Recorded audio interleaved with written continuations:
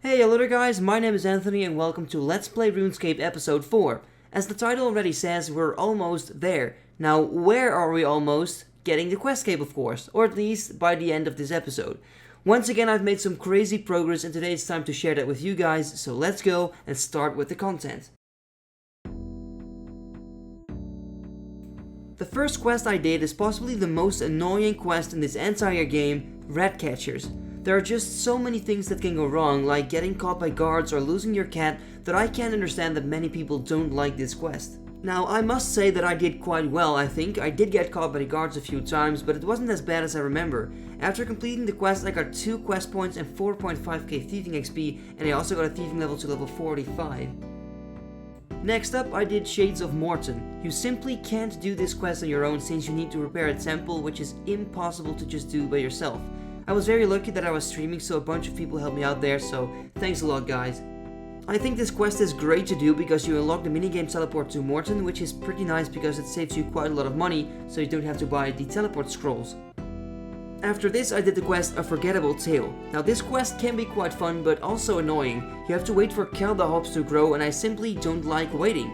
It also has a pretty funny cutscene at the end where you see yourself getting drunk in a dwarven pub, and meanwhile, the Rat Axe gang goes on with their plans.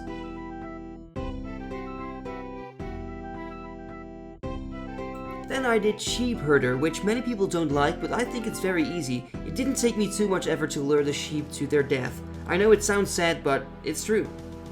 Garden of Tranquility is another quest in which patience is required. It's pretty annoying, but it needs to be done.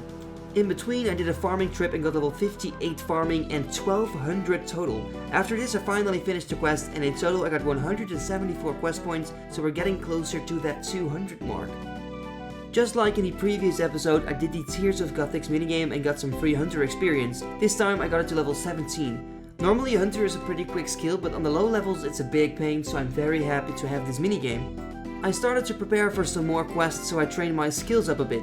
I trained my woodcutting to level 50, and on the way I got some clue scrolls from bird nests. I didn't even know that's possible. I think that's a new update.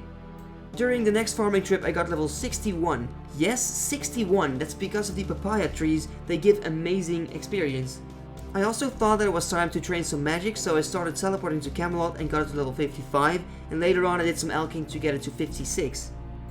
Crafting is a really easy skill as a non-iron man because I can simply buy the supplies from GE, so that's what I did and trained it to level 50 by cutting gems. On the way I also leveled up my Slayer to level 25 by using a genie lamp on the skill. I continued training my woodcutting to level 61, which is very nice because that's the level you need to use a dragon axe. Now I remember dragon axes being like 800k each, but now they're just like 100k. That feels really weird. So I did another farming trip and reached level 63. Seriously, farming is so fast, unbelievable. After this I did another quest, Cold War. The penguin agility parkour was a piece of cake for me since I'm 99 agility. I completed the quest and got a total of 175 quest points. That is needed to complete Recipe for Disaster, by the way. And Nakra's Lament was the next quest I decided to complete. This feels like some kind of standalone quest that's pretty useless and you don't really need it for any other quest if I'm correct, but in order to get the quest cape I had to complete this quest too. After that I did the Family Crest. Now this quest on the other hand is very interesting. It rewards you with steel gauntlets which you can turn into either Kukin, Gold or Chaos gauntlets. All the 3 have their own special ability which you probably already know. The Hand in the Sand quest was the next one on the list and it was pretty easy, it didn't take me too long. After that I did Olaf's quest and it's super easy when you have 99 agility. Seriously, my agility level has saved me so much time already. I did another quest, Regicide, the pre-quest for roving elves, and after this you can finally teleport to the elven area and that is what I really wanted. So I quickly completed the quest and got it out of the way. Next I did Scorpion Catcher. This quest is short, but seriously, look at this shortcut. I'm gonna say it again, I love agility.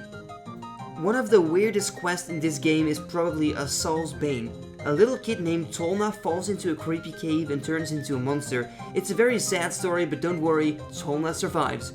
I'm sorry for the spoilers. I also did the Taibo One-Eye Trio quest. It's a pretty annoying quest, but with the use of fairy rings it shouldn't be a problem. One thing I really hated though. There is one part where you need to bring Karanjan rum to one of the brothers, and when you teleport, you lose it. Also, you need to use banana slices on it, so keep in mind, not an unpeeled banana. that's not gonna work. I still had an easy clue in the bank, so I decided to do it, with a super reward as well. Yep, I know you're jealous. A Tale of Two Cats is a quest with really funny cutscenes in it. The quest itself is pretty easy and it's enjoyable to do. I used the quest experience on runecrafting by the way and got level 45. Next it was time to do some fishing training, and also here I got a clue in a bottle, an elite one this time. I trained my fishing to level 62 because that's the level I need for the quest Swan Song. After this I trained some cooking by making wine, which I did in a few minutes. It's really fast with wine. Then I did another farming trip and got level 65, which is great because I believe I need around level 70 to complete all the hard achievement tasks for farming, and that means we're getting pretty close. Zogre Flesh Eaters was the next quest I did.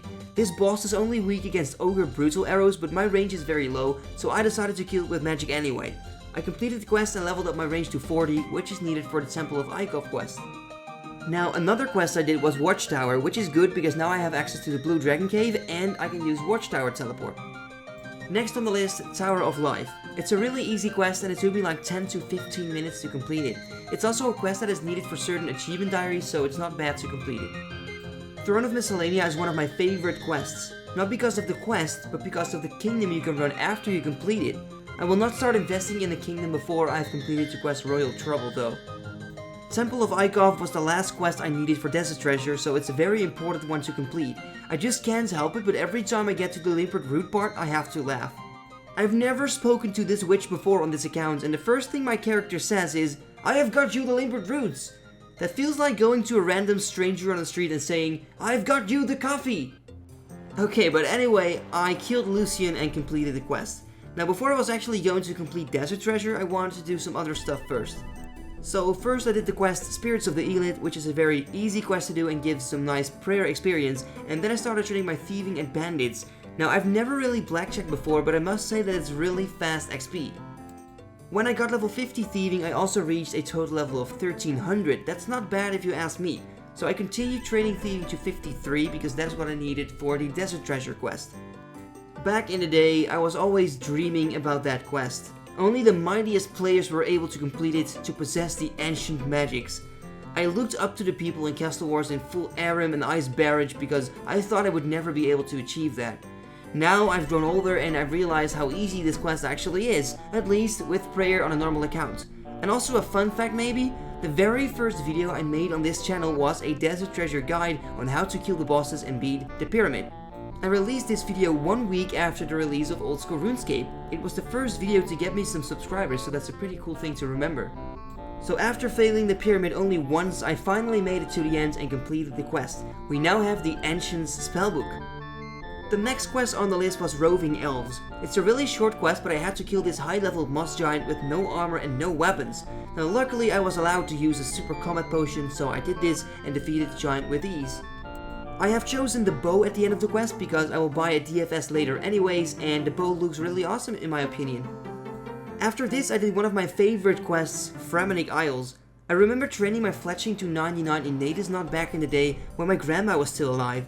I used to play on her computer when she was babysitting me and my brother when my parents were at work.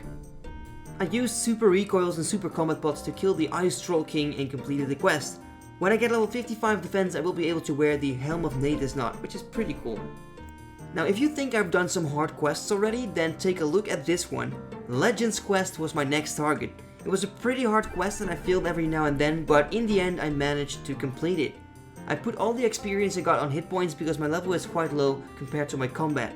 I can now also recharge combat bracelets and skills necklace, which is great.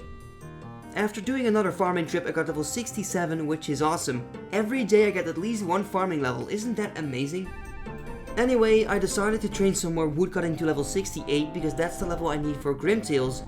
I was kind of AFK in woodcutting, so I decided to turn on the sounds so I would hear whenever I chopped down a tree. And then I got myself a new buddy, the beaver pet. How amazing is that? If you want to see my live reaction on this, then feel free to click on the link in the description. I will lead you to a video where you see the live reaction. I decided to ensure it right away and went back to woodcutting. I got it to level 68, the level I was going for. Well, that is all for episode 4, folks. I ended up with 209 quest points and a total level of 1321. Can you believe that I only need 41 more quest points to get the cape, and that only in 4 episodes? I would like to thank you very much for watching, and please like and subscribe if you want to see more. That would honestly make my day. I'm still going strong on the account, and I'll try to upload episode 5 as quick as possible, but of course only as long as I've got enough content to upload. So until next time guys, bye bye.